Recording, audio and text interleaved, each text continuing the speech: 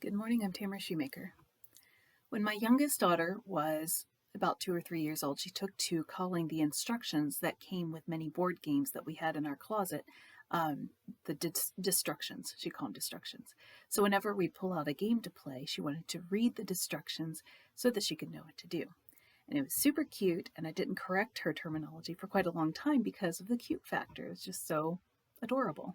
But eventually she got older and I had to say something because what is cute for toddlerhood and for young childhood becomes less cute when someone's old enough to know better, right?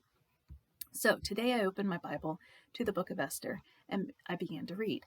I got through 3 verses before I realized that I was going to have to do some background research before I could finish the chapter so that I could understand kind of the place in history for this book that it occupies.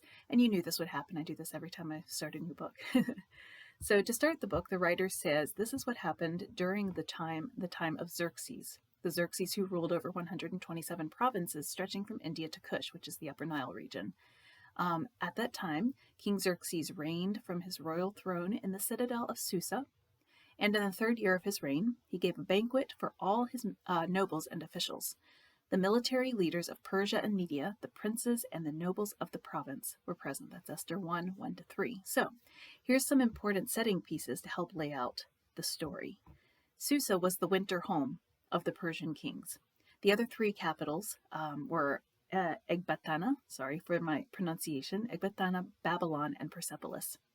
The events of the story took place after the events of the book of Daniel. That was something I was wondering about, so I looked that up right away. Because the Xerxes in this story, there are at least 2 Artaxerxes, maybe 3, or maybe possibly more.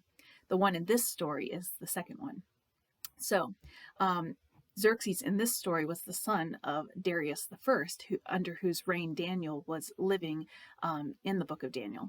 So archaeological unearthings found a text where Darius I, that king, described some extensive renovations that he had made in the palace in Susa, and Xerxes, his son, continued the project when he came to the throne, which I thought that was really interesting. So one thing I think I'm going to love about the book of Esther is the author's use of bookends, which are pairs of things that begin to happen at the beginning of a theme and at the end of a theme. So here we've got a great and continuing glut, for lack of a better word, that Xerxes throws, and it lasts for 6 whole months, and then it ends with this massive week-long shebang, basically feast and revelry in the gardens of his palace. And the book itself of Esther ends with the institution of an annual feast of Purim, but we'll get there. Enough nerding for now. So it turns out King Xerxes is married. It also turns out that Xerxes didn't necessarily hold with the view of one man and one woman for life and faithful to one another within the bounds of marriage, right? This is abundantly displayed throughout the whole book of Esther, as well as in historical writings. He was not a one woman, one man type of guy.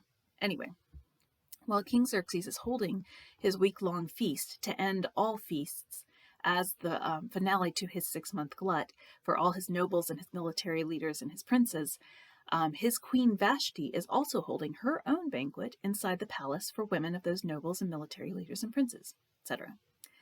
Some interesting facts about Vashti are A, she was beautiful, and B, at this point in time, she was pregnant. And I didn't know this, so this was another thing I found out when I was doing some research. This is not recorded in the scriptural text. However, according to the Greek historians, Queen Amestris, or Amistris, I'm not sure how to pronounce that, which is a Greek name for Vashti, held a great deal of influence in the reign of her son Artaxerxes until the time of her death around 424 BC. All right, so when Artaxerxes, Amistris' son, came to the throne, he was 18 years old. Working backward from that date, he was born around 484, 483 BC, somewhere in that time period, which lined up almost exactly to the date of Vashti's deposal as Xerxes' queen. So it turns out Amistris had 3 sons, and this Artaxerxes that she gave birth to was her 3rd son. So the name Amistris can't be applied to Esther. It had to be Vashti. All right, there is not much known about the later events of Xerxes' reign beyond this story, except that Amistris held a good deal of influence in her son's reign. So it seems likely that after Esther's death and or her fall from favor, Vashti sort of reinserted herself into the political life of the Persian court. All right, up there I said no more nerding for now, so there I go again. I'm going to try to stop. Banquets. Let's get back to the banquets. Xerxes is giving a major one. Vashti is giving a corresponding one for the wives and the women. It's a lush banquet, lots of finery, lots and lots and lots of alcohol. So picture with me, if you will. The king gave a banquet lasting 7 days in the enclosed garden of the king's palace for all the people from the least to the greatest who were in the citadel of Susa. The garden had hangings of white and blue linen fastened with cords of white linen and purple material to silver rings on marble pillars. There were couches of gold and silver on a mosaic pavement of porphyry, marble, mother of pearl, and other costly stones. Wine was served in goblets of gold, each one different from the other, and the royal wine was abundant, in keeping with the king's liberality. By the king's command, each guest was allowed to drink in his own way, for the king instructed all the wine stewards to serve each man what he wished. That's Esther 1, 5-8. So in other words, it seems quite likely that the men of this banquet got super duper drunk, and when men get super duper drunk and then they do this, there is no good thing to come out of it. So it says, on the 7th day, when King Xerxes was in high spirits from the wine, in other words, he would not have passed a checkpoint sobriety test on the road, right? Even by a little bit, he commanded the 7 eunuchs who served him. I'm going to try to pronounce these, we'll see. Mehuman, Biztha, Harbona, Bigtha, remember that name, I'll come back to him in a later blog. Abagtha, Zethar, and Carcass. What a name, right? Carcass. To bring before him Queen Vashti wearing her royal crown in order to display her beauty to the people and nobles, for she was lovely to look at. That's Esther 1, 10-11. Queen Vashti said, this was her response, no. Doesn't say it specifically like that, but she refused to come. Consider this. Not only is she being called out of her house to a feast where alcohol has been liberally served for 7 days, she is being called out before a whole slew of men who have been consuming that alcohol for 7 days. She's being called out to be fawned over, for she was lovely to look at, is what it says. And, if historical records are correct, it is very likely that she was pregnant. If you're a woman who's had a baby, I've had 3 of them, or if you are a husband of a woman who's had a baby, you may get a sense for how hormones often get turned upside down during the pregnancy process. So you might be able to picture Vashti, right, who was busy growing a human inside of her, who, when the order came for her to go and allow herself to be leered at and discussed and degraded and possibly grabbed by a bunch of drunk men, you might be able to picture, despite the cultural objectification of women during that time period, why she put her foot down and said, no. All right. So I'm not a historian, despite all my nerdy research that I just talked about. But it does seem to me that when a Persian king of this era gave an order, particularly a drunk Persian king, not necessarily known for his respect of women, he had a harem that seems to denote that he didn't necessarily respect womanly choice. When that same Persian king issues an order, and that order is given a resounding no, there might be a little bit of fallout. Turns out that this is a correct assumption. King Xerxes became furious and burned with anger, it says in Esther 1:12. So he calls together his wise men who understood the time. These would be astrologers. And he's got 7 of them, which is apparently Persian tradition, according to the Greek historian Herodotus. Notice that these guys come in 7s. 7 eunuchs who serve him, 7 astrologers who advise him, etc. Anyway, Xerxes asks his astrologer buddies, he says, according to law, what must be done to Queen Vashti? She has not obeyed the command of King Xerxes that the eunuchs have taken to her.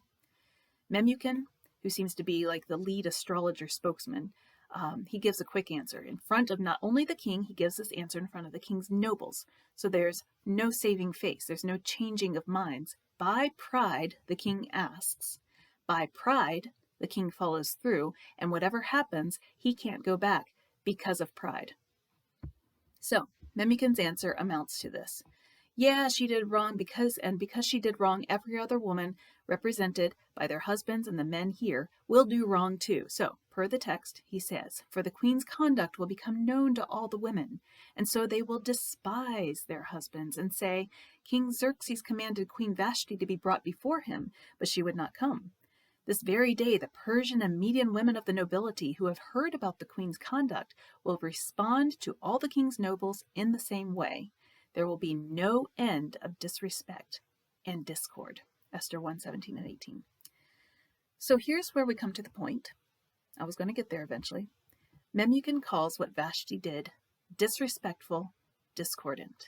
He says the women will despise their husbands, and the evidence of their despising is that they refuse to allow themselves to be degraded.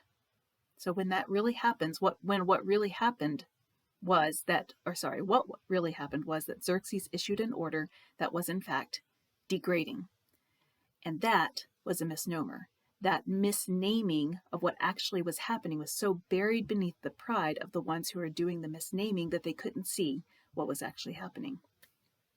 Memucan advises the king then to issue a decree in the law of the Medes and Persians, and when such decrees are given, they are unrepealable. They can't be taken back. And this is important for later on in the story, so just remember that. This decree that Memucan pushes is that Queen Vashti should be deposed. She's never supposed to enter the king's presence again after this. The whole point of Memucan's advice is this. Then when the king's edict about Vashti's deposal is proclaimed throughout all his vast realm, all the women will respect their husbands from the least to the greatest.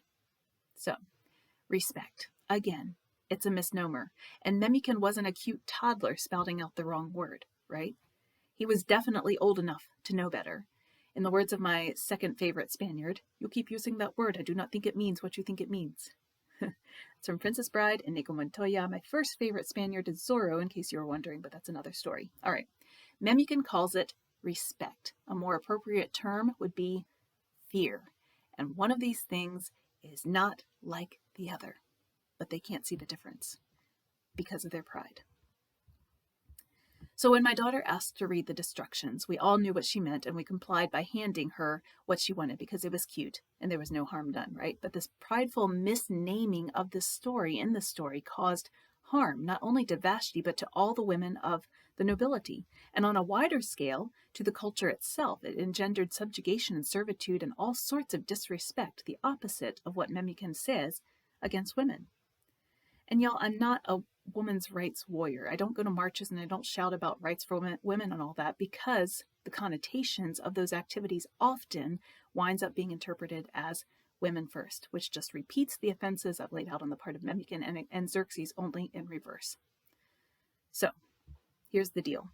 God created man in his own image. In the image of God, he created him. Male and female, he created them. Genesis 1:27. God the Creator made a man in his image, and he made a woman in his image.